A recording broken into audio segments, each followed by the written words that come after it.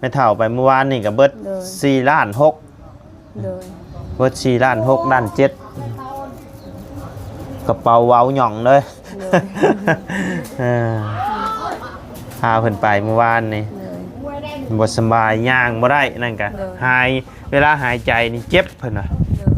คนเฒ่าเนาะโรคเจ็บบ่โตเจ้าก็เจ็บเจ็บหมดเลยไอนี่ไอแห้งนี่ไม่ได้นอนเลยหมดคืนแ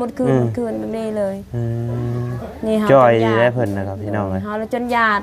เลยพอได้ต้มเนาะทางแซลมอนอันนี้ให้ทางเอื้อยเพิ่นไว้เมื่อต้มเนาะเด้อเอื้อยเด้อโอ้ยโอ้ยพอได้เมื่อชูลูก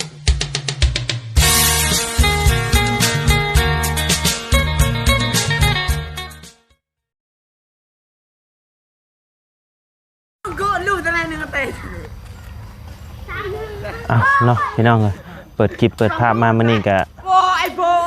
คือสิจำกันได้ดีอยู่เนาะพี่น้องเลยอยู่ทางเฮือนสาวมอนนอนหนาวเพิ่นพี่น้องเลยก็คือสินอนบ่หนาวแล้วล่ะบัดนี้เนาะฝนตกมาคือสิบ่ฮู้ว่าใส่แล้วละบัดนี้พี่น้องเลยเฮือนงามแหละพี่น้องเลยเอาก่อนอื่นก็กราบทักทายสบายดีเนาะพ่อแม่พี่น้อง FC เบิร์ดจุกูสู่คนบ่ว่าสิอยู่ในและต่างประเทศก็ยินดีต้อนรับเข้าสู่ช่องบ่าวไร่คือเก่าพี่น้องเลยเข้ามาเยี่ยมมายามทั้งสาวมอนเพิ่นก้อนพี่น้องเอ้ยดนแล้วเนาะบ่ได้เข้ามาหาทั้งสาวมอนเพิ่นจังใดเนาะพี่น้องเอ้ยมีคู่มีคิงแล้วบ่หรือจังใดเนาะบ่ได้เข้ามาดนนะเป็นจังใดเนาะพี่น้องเอ้ยไปเดี๋ยวเข้าไปหาทั้งสาวมอนเพิ่นกันเลยเนาะพี่น้องเอ้ยไปพี่น้องเลย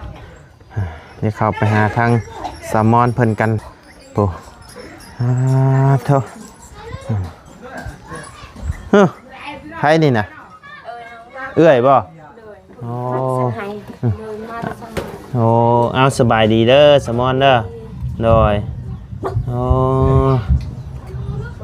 ยังจื้อยังจำกันได้อยู่บ่จื้ออยู่เนาะพอได้เนาะโอ้เพื่อนเลยเพื่อนไพ่หลังในชามอน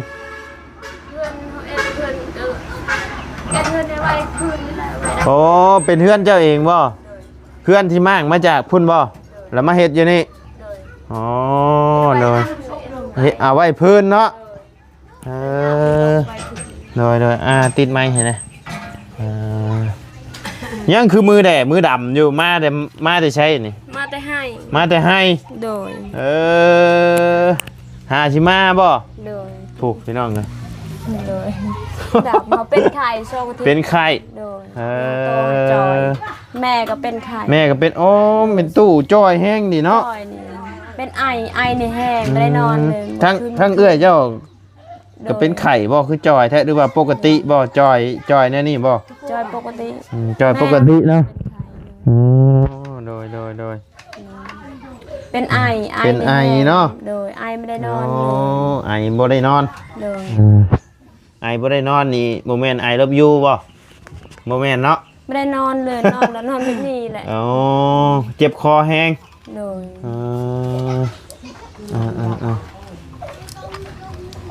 เขามาเยี่ยมมายามทั้งชามอนเพิ่นก้อนพี่น้องเลยเมื่อได้เข้ามาดนเดี๋ยวน้องชามอนเนาะดนแล้วแหละคิดว่าดื่มกันนะโดยยังจื้ออยู่เนาะโดยตั้งไปตู้นั่งอยู่กับชิรับบ่ตัวเมื่อยบ่ไอ้น้ำได้นอนเลยเป็นไข่คนเป็นไข่ลายเนาะทั้งนี้เนาะ3 ทิศนี่แหละแม่โอ้โดยเป็นไข่ลายได้พี่น้องไงเอาเป็นไข่ช่องทิศตัวก็จอยให้นี่ไม่ได้กินเลยเขาบ่แซ่บกินเขาบ่ได้กินข้าวเลยจากมื้อแหละช่องทิศมันได้กินช่องทิศนี่แม่เขาก็จอยเขาจอยได้ไม่ตู้เพื่อนนี่เลยเป็นไข่เพื่อนเลยโดยลูกเขาก็เป็นโดยก็กินยาไข่เนี่ยโดยได้กินยาโอ้ยเนาะไม่ตู้เพิ่นจอยแห้งอย่างดีได้พี่น้องจอยแห้งแหละนี่เขาบ่มีเงินซื้อยาก็บ่มีเงินซื้อยาก็บ่มีโดย เลยโตกว่าจอยไอ้เนี่ยไม่ได้นอนเล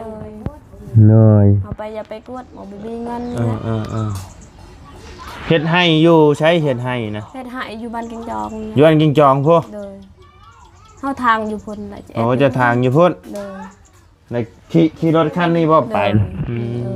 ขี่รถเอื้อยไปกับเอื้อยเนาะเอื้อยเฮาไปซอยตาเลยใช่เฉเฮือนเฮือนเอื้อยจังอยู่บ้านอะไรน้อยโอ้อยู่บ้านอะไรน้อยพุ่นบ่อ๋อดินนี่คือชื่อป้าใบชื่อบ่เอ้ยบ่แม่นนี่เอ้ยเฮาพี่ซอกนี่แหละอ๋ออันนี้ต่างหากบ่นี่เอ้ยกกอันนี้เอ้ยกกผู้เอ้ยกกเพิ่นอยู่บ้านใดบ้านอะไรใหญ่อะไรใหญ่อันนี้บ้านอะไรน้อยโดยบ้านอะไรน้อยผู้นี้บ่อยู่บ้านอะไรน้อยนะโดยน้อยๆทางเฮือนดังใดวะเฮือนแคมทางโดยขึ้นนี่แหละเฮือนแคมทางเทิงเฮือนน้องไส้เพิ่นขึ้นไปเห็นบ่แม่นในทางนี้แหละทางเฮือนพอเท้าเอ็ดอะไรเฮือนพอเท้าน้องเอ็ดโดยขึ้นนี่แหละเห็นแล้วเห็นลาวโดยเฮือนก็น้อยลาวทุกคือกันบ่มีนั่นแหละอยู่บ่งไหนเนาะขึ้นในทางในละฮอดแล้วเฮือนลาวอยู่บ้านอะไรน้อยบ้านน้องไส้นั่นแหละพี่น้องเลยแต่ว่าบ่เคยเข้าหาทางเอื้อยเพิ่นจ้าเถื่อพี่น้องเนี่ยขึ้นไปเฮ็ดแหละเดี๋ยวมื้อหน้าอยู่ติดกับทางใหญ่เลยบ่โดยทางใหญ่นั่นแหละ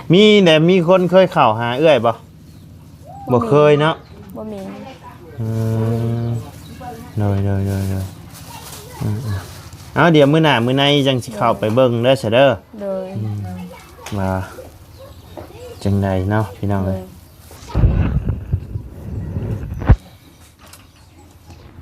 เป็นไข่บดเทือนเลยติบดเทือนนั่นแหละโตหาก็จอยลงบ่มีเงินเอาไปจะผูกมือจอยแม่เขาไม่ได้นอนเลยเป็นไอนี่แห้งเลยใจพืชนี่หายใจพืชเลยกันนอนกินข้าวได้อยู่บ่ตุบ่ได้เลยบ่ได้กิน3 อาทิตย์บ่ได้กินข้าวเลยโอ้ยบ่ได้ชื่อยามากินบ่ได้กินบ่ได้กินเลยได้กินเลยเกือบเจ็บคอยาก็บ่ได้กินบ่ได้เอาไปหายังมากินเลยหายังบ่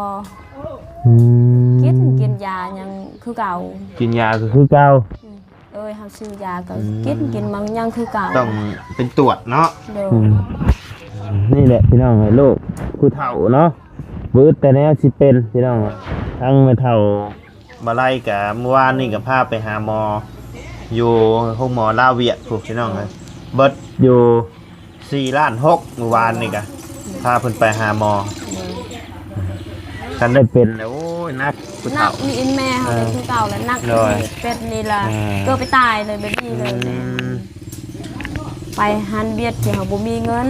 เขาเอาเงินลาโดยแม่นไปห้องหมอลาวเวียดนี่แพงที่สุดเพราะว่าเฮาไปห้องหมอไอ้แบบว่าห้องหมอ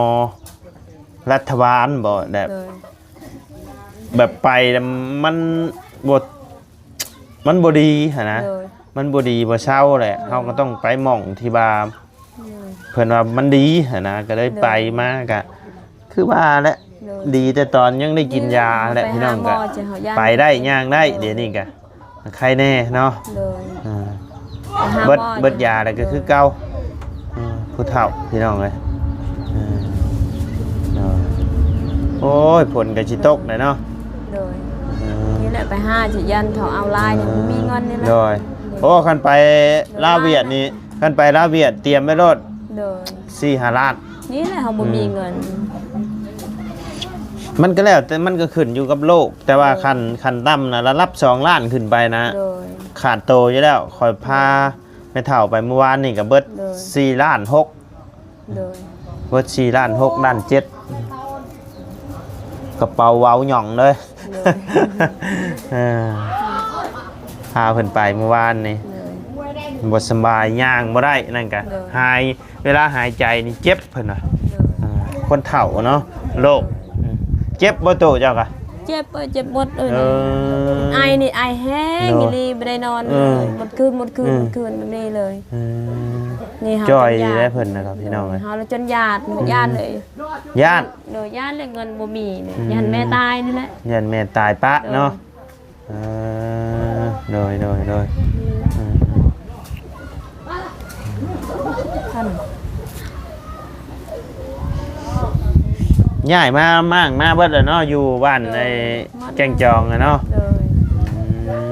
เลย โดย อย่าไว้พืชไว้ไก่นี่แหละแล้วญา ไป ติ พื้นไปไก่จะเลี้ยงไก่นำบ่เดี๋ยวนี้ เดินเลี้ยงไก่ เลี้ยงไก่โอ้ดีแล้วเนาะ บ้าน ยามขาดเคินก็พอสิได้ขายไก่ เดิน ซื้อปลาแดกปิ้งนัวพี่น้องเอ้ย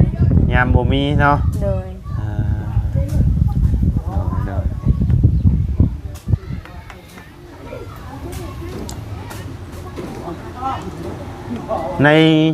ในรอบ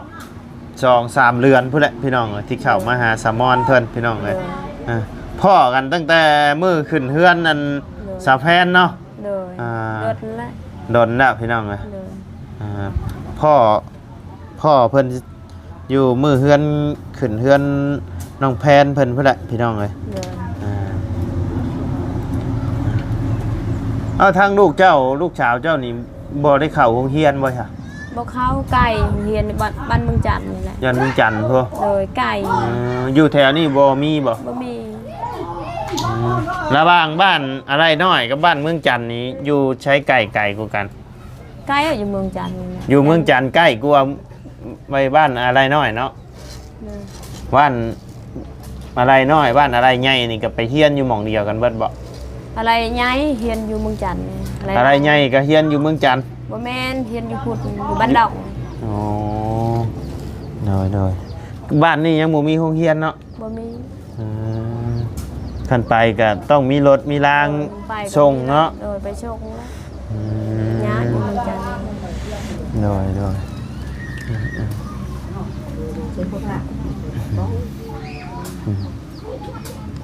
ทางมีตู้เพิ่นนั่งอยู่กับรับพี่น้องเอ้ย หลับแล้วไม่ได้นอน เมื่อยเนาะ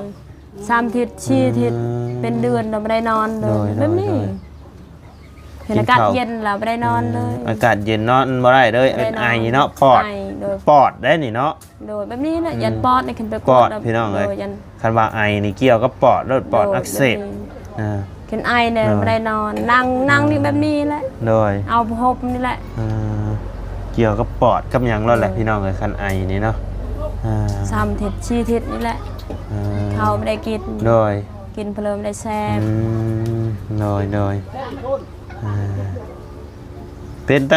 จังไดสมอนยังบ่วันมีคู่มีเคียงบ่เดี๋ยวนี้ บ่มี ยังบ่มีเนาะ โดย มีทางอ้ายใหญ่เพิ่นโทรมาหาว่าไล่อยู่พี่น้องเอ้ย โดย เป็นจังไดเด้สมอนเดี๋ยวนี้ โดย แต่เก่าเคยคุยน้ำเพิ่นอยู่แต่ว่าตอนนี้นี่โทรไปเพิ่นก็บ่คือเก่าเพิ่นว่าบ่อยากเว้านํเพิ่นว่าแม่นบ่ เป็นไข่ เป็นไข่เนาะ โดยก็เงินชื่อบัตรก็บ่มี อ๋อเงินชื่อวัดก็บ่มี บ่มี อ๋อนี่พังเอาเด้ออ้ายเด้อเพิ่นฝากมาถามพี่น้อง โด เอ้ย ยก็เงินก็บ่มีนี่ชื่อยาจนแม่ โด กิน ย ก็บ่มีก็ เออ เฮาบ่มีเงินชื่อบัตร ถามให้หน่อยเด้อเพิ่นน่ะย้ำว่ามีคู่มีเคียงน่ะบ่หรือจังใด บ่ เพิ่นว่า แม่นบ่มี บ่มีเนาะ โดยก็ อ่า เงินชื่อบัตรก็บ่มี เงินชื่อวัดก็บ่มี โดย แต่ว่าโทรศัพท์มีอยู่เนาะ มี อ่าอืม เงินก็บ่มีก็บ่มี ผู้ เงินเลย อ้ายผู้ที่เพิ่นชื่อโทรศัพท์ให้เจ้าหั่นแหละ โดย อ่า นี่แหละเฮาบ่มีเงินชื่อบัตร โดย เงินเฮาหมดชื่อยาจนแม่กินเฮาก็เป็นไข้ก็ ก็ เจ็บ โทรมาถามทางบ่ได้ก็บ่ฮู้ว่าสิตอบจังใดพี่น้องเอ้ย โดย เนาะบ่ได้ก็บ่แม่นสาวมอนเพิ่นพี่น้องอ่า เฮาเป็นไข้กันช่องทิศ เป็นไข่เนาะ โดยเป็นไข้ไม่ได้ เป็น กิน เป็นไข่ก็ยังไปเฮ็ดชวนเฮ็ดให้อยู่ เฮาไข้ๆแน่นี่แหละ หาสิไข่ขึ้น โดยยังเมื่อยนี่แหละบ่เห็นเฮาบ่มีคนเอ็ดเวียก โด ก็ ย ไปเอ็ดแหละชักไห้นี่ยัง โดย บ่มีคน โอ้มีคนเนาะจำเป็นต้องไป โดยไปนี่แหละ อ่า นี่โตเฮาน่ะจนจอยไม่ได้กินเลยข้าวกินข้าวก็ไม่ได้แซ่บ โดยเอาเนาะ บ่มีคนเอ็ดจะเอ็ด อ้ห้องน้ำก็ล็อกกระแจไว้คักอันนี้เนาะได้เข้าใช้งานอยู่บ่นี่นะ บ่มีน้ บ่มีน้ำ ำโดยบ่มีน้ เอ้ายังบ่มีน้ำบ่เจ้านี่ ำบ่มีมี เออ มีน้ สูบนี่บ่ได้บ่ ำเย้ยพอแห้งชุบ บ่ เมื่อยบ่ แสดงว่าบ่ได้ใช้งานเลยห้องน้ำนี่ บ่ใช้คันชุบได้น้ำไม่ใช่ อืม ลูกเฮาเป็น เออ ชุบน้ำนี่แหละ ก็เดียวว่าก็เดียวว่ามีอันมันก็เดียวว่ามีอันห้องน้ำบ่ได้ใช้ห้องน้ำ บ่ใช้ ใช้อยู่เนาะ โดย อ่า ใช้ โด ชุบ ย น้ำนี่ โด แห ย ละ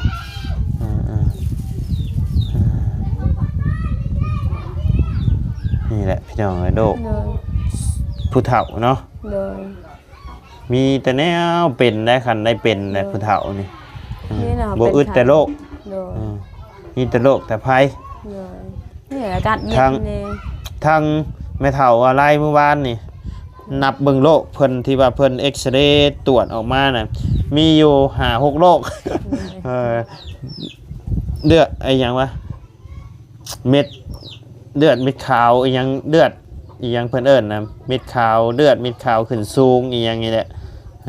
แล้วหลายอย่าง ขึ้นไปกวดละยัน เกี่ยวกับกระดูก ปอนแห้งนี่แหละ ทั้งมีตู้เพิ่นนี่เป็นไอนี่เกี่ยวกับปอดเนาะตู้เนาะ โดยเกี่ยวกับปอนนี่แหละขึ้นไปกวดขึ้นมีเงินแหละแบบนี้แหละค่ะ แม่น มันย่าหันละไปกวดที่หันเขาเอาเงินลายเขามีเงิน โอ้คันไปหาเพิ่นก็ต้องใช้เงินอยู่แล้ว โดยขึ้นไปห้าหม้อเลยเขา ต้อง เอา ใช้เงินอ ลาย ยู่แล้วพี่น้อง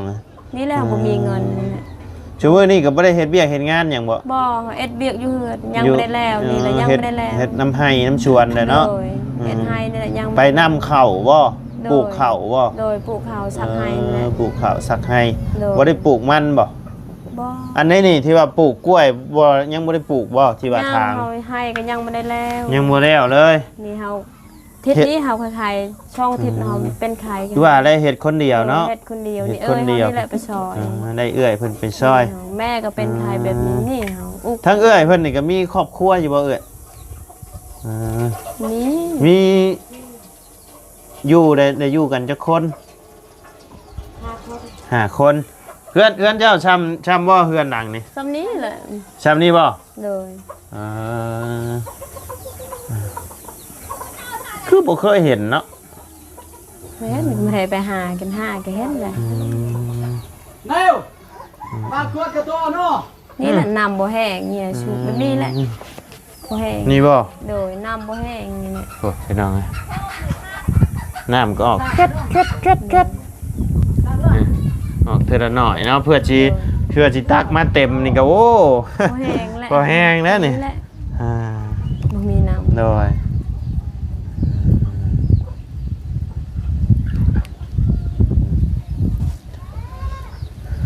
เขามาเยี่ยมมายามสามอนเพิ่นก็ เลย ในข่าวบ่ดีใช่เนาะมีแต่ผู้เจ็บผู้เป็นไปเฮือนน้องน้ำก็ทางเบาตูนเพิ่นเข้าไปหากับพี่น้องเอ้ยไข่เบิดครอบเบิดครัวเลย นี่ละหมดเฮือนเลย เบิดเฮือนเลยทางนั้นก็เบิดเฮือนเลยนั่นกันมีแต่คนเจ็บคนเป็นพี่น้องเอ้ยช่วงนี้เนาะ ลูกเฮาก็ซักนี่แหละซัก ช่วง ให้เลย หน้าเบียกหน้างานบัดนี้แฮงมีแต่ผู้เจ็บผู้เป็นใช่เนาะ นี่แหละ โอ้ย ซ พี่น้อง เฮาบ่มีคนเอ็ดเลยเบียกเฮา อ่า ชักให้ยังไม่ได้แล้ว อันแล้วบ่หาครูมาอยู่นํพอได้ช่วย ที่5คู่บ่มีครูนั่นแหละ ก็คิดอยากได้อีบ่ซุมื้อนี่ถาม คือ จาก จะ ใจ ได้คือกันแหละ คิดอยากได้เนาะ เลย อยากได้แบบว่าผู้ว่าวในบ้านในเมืองนี่ก็ได้บ่หรือว่ามักในใดอายุชำใด อยู่ทำได้บ่ฮู้สิ อายุชำใดแบบว่าอยากได้ บ่คือกันแหละ แบบว่าบ่เลือกบ่ บ่แม่น ชำใดก็ได้ ทำได้ก็เอา เท่าก็เอาบ่ เท่าทำเอ็ดเบียกได้นี่บ่ได้ เท่าชำเฮ็ดเบียกได้เนาะ โดย คันไป เท่าไปบ่เป็นก็บ่เอาแล้วเนาะ โดยย่างก็บ่ฮู้เอ้ย ห บ่ น่อ เอา ยเราแซวสามอนเพิ่นพี่น้องเลยเนาะคิดว่ามีครอบมีครัวไปแล้วยังอยู่เนาะ โดยย่าง บ่ได้ให้อ้ายไปช่วยบ่ซะ อายเฮาบ่ฮู้ก็อายกับอายอาย เอ้า ก็อยู่คนเดียวอาย อ้ายก็อยู่ผู้เดียว โดย เอ่อ แต่ซอยจะได้เงินเฮาบ่มีเงินแล้ว ช่วยแต่อยากได้เงินบ่มีเงิน โดยเฮาบ่มีเงินแล้ว โดย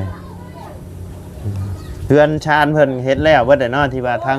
บ่บุญซื้อผ้ากระจาดชื่อสังกะสีมาให้นะเนาะ เลย อ๋อเลยดีแล้วใช่บ่แม่นไผเบาทั้งบ่บุญนะเนาะซื้อผ้ากระจาดมาให้แม่นแล้วบ่บุญบ้านป้าพี่น้อง เลย กินข้าวแรงกันยังฉะมื้อนี้ บ่มีอาหาร บ่มีอาหาร โดย อ๋อโดย มาแต่ให้นี่แหละมาก็นั่งนี่เมยยังไม่ได้อาบน้ำเลย เอาชาเดียวไปเบิ่งมาม่ามาให้ก่อนพอได้ต้มแรงเด้อ โดย เอามาม่าก่อนพี่น้องแป๊บนึงพี่น้องเอามาม่าให้ไปต้มก่อนเด้อพอได้ต้มเนาะทางแซลมอนอันนี้ให้ทางเอื้อยเพิ่นไว้เมื่อต้มเนาะเด้อเอื้อยเด้อโอ้ยโอ้ยพอได้เมื่อชูลูกชูเต้าเนาะทางบ่ได้กับบ่มีหยังมาผักมาต้อนพี่น้องเลยอันนี้ก็เป็นเงินทางเอื้อยหักของบ่ได้นี่แหละพี่น้องเพิ่นได้ฝากเงินมาให้ทางบ่ได้ซื้อมาม่าพอได้ไปแจกไปยังหม่องเพิ่นที่ว่าเพิ่นทุกเพิ่นข้าวขาดแดงแกงขาดหม้อเนาะพี่น้องเอ้ยเอาอันนี้ค่อยผ่าถิ่มเลยเด้อเฉยเด้อนี่แต่ว่าอยากให้ทั้งสมอนขอบบุญขอบคุณทั้งเอื้อยเพิ่นเด้อเอื้อยทั้งสามทานเพิ่นพี่น้องเอ้ยขอบใจหลายๆเด้อยินดีมีแฮงเด้อโดยได้บ่หลายก็คือสิโดยทั้งมีบ่ได้แล้วนี่เนาะกินบ่ได้เป็นไอแห้งเป็นไอกินบ่ได้พี่น้องเอ้ยบ่มีหยังมาซับพี่น้องเอ้ยทำบ่ได้กันกินนี่เราบ่ได้นอนเลยนี่หลานฮู้แหละกัดเย็นมานี่แหละฮู้นอนโดยฝนตกแห้งนั่นนะเนาะกัดเย็นนี่บ่มีนอนเลยเอาโอเคซะทั้งข่อยก็สิได้กลับบ้านเด้อบัดนี้เด้อฝนก็สิมาแหละพี่น้องค่ำมืดแหละเนาะเอาสบายดีเด้อสบายดีเอ้ยโดยสบายดีตู้มาขอไม้แน่เนาะพี่น้องมืดผ่ามืดผลมาแล้วเนาะไปพี่น้องเลยเป็นกระตกมาแล้วพี่น้องเลยบัดนี้เอาโอเคสนอพ่อแม่พี่น้องกะสำหรับคลิปนี้กะทางบ่ได้กะสิได้ขอจบคลิปลงไปเพียงซ้ำนี้ก่อนเด้อพี่น้องเด้อขอบุญขอบคุณพ่อแม่พี่น้องและ FC เบิร์ดสุขุสุคนที่เข้ามาติดตามและรับชมทางช่องบ่ได้เนาะพี่น้องสำหรับคลิปนี้กะทางบ่ได้ก็ต้องขอบุญขอบคุณทางเอื้อยคำแพงและเอื้อยหยังล่ะบ่ได้จำบ่ได้นะพี่น้องเพิ่นมีอยู่เป็นหมู่ของเอื้อยคำแพงนั่นแหละเนาะเอื้อยแคนดี้กับเอื้อยจูดี้เนาะพี่น้องเลยเพิ่นเป็นอันเอื้อยคำแพงนี่เพิ่นก็เป็นคนลาวนี่แหละพี่น้องแต่ว่าเอื้อยอีก2คนเอื้อยอันแคนดี้กับเอื้อยจูดี้นะเพิ่นเป็นคนอันอยู่ต่างประเทศพุ่นแหละพี่น้องแต่ว่าเพิ่นก็เป็นหมู่ของเอื้อยฮักของบ่อไร่เนาะเพิ่นก็ได้ฝากเงินมาให้ทั้งบ่อไร่เนาะพี่น้องเลยซื้อเครื่องซื้อของแจกเนาะก็ต้องขอบบุญขอบคุณทั้งเอื้อยหลายๆเด้อเนาะที่ฝากเงินมาให้ทางบ่อไร่ซื้อเครื่องซื้อของแจกจ่ายเนาะก็ขอให้เอื้อยอยู่ดีมีแฮงความเจ็บบ่ให้ได้ความไข้บ่ให้มีเด้อเนาะปรารถนาสิ่งใดก็ขอให้ได้สมความมุ่งมา่ดังปรารถนาบ่ว่าเฮ็ดธุรกิจการงานหยังก็ขอให้เฮงๆปังๆร่ำๆรวยๆตลอดปีและตลอดไปเนาะและที่สำคัญก็คือขอให้สุขภาพร่างกายแข็งแรงพร้อมครอบพร้อมตลอดปีและตลอดไปเนาะสาธุเด้อเอ้ยทั้ง3คนเนาะสำหรับคลิปนี้บ่ไล่ก็ล่ำลาเด้อพี่น้องเด้อสบายดีเด้อเนาะมีนั่นเนาะคือทางเข่านี่ว่าไรยังบ่ได้ซื้อพี่น้องช่วงนี้ฝนตกเพราะว่าเฮาไว้ข้างหลังรถเลยยันมันเปียกพี่น้องเลยนี่แต่ขนาดซื้อมานี่ก็มายังว่าเป็นทงพี่น้องก็เปียกแต่กล้องเนาะมีแต่ว่าคันบาไลสิเข้าไปแต่ละเคสบาไลก็สิซื้อ เป็นถุงน้อยหิวไปเทื่อละถุง2ถุงเอาไว้ข้างในเนาะพี่น้องคันเฮาสิเอาไว้ข้างนอกลายแหละมันเปียกพี่น้องเลยกะเงินทั้งเอื้อยหักบ่ไรผากมาแหละเนาะกะยังเดืออยู่พี่น้องเลยกะบ่ไรกะสิจัดแจงซื้อไปเรื่อยๆเนาะพี่น้องเลยทั้งเอื้อยเพิ่นกะแล้วแต่ว่าทั้งบ่ไรสิจัดแจงเลยเนาะซื้อสำไรกะซื้อเนาะพี่น้องเลยทั้งบ่ไรกะสิซื้อเป็นชอยเป็นเคสไปนี่แหละเนาะพี่น้องเลยเอาโอเคซะเนาะพี่น้องสำหรับคลิปนี้ก็ล่ำลาเด้อพี่น้องเด้อสบายดีเด้อเนาะไปพบเจอกันในคลิปหน้า